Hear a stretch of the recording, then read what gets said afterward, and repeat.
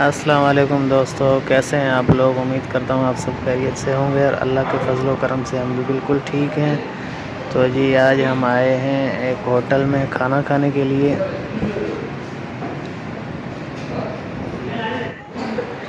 ये जी बैठी है मेरी वाइफ, इंतज़ार कर रही है खाने का। और अब देखते हैं, आज मौसम कुछ अच्छा हो रहा था तो इसलिए निहारी खाने का मूड था। तो ये जी आ गया हमारा निहारी। माशाल्लाह बहुत ज़बरदस्त होता है, यहाँ का निहारी बहुत मशहूर है।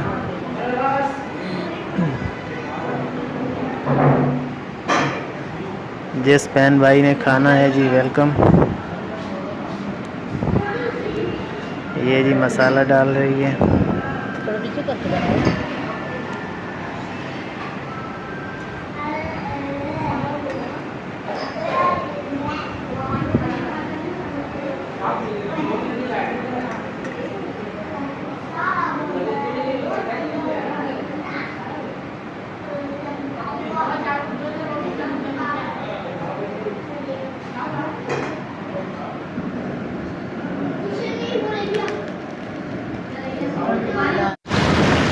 जी तो दोस्तों हमने खाना खा लिया है, अभी हम रास्ते में हैं और आपको नज़र आ रहा होगा कि बहुत ज़बरदस्त मौसम हो रहा है।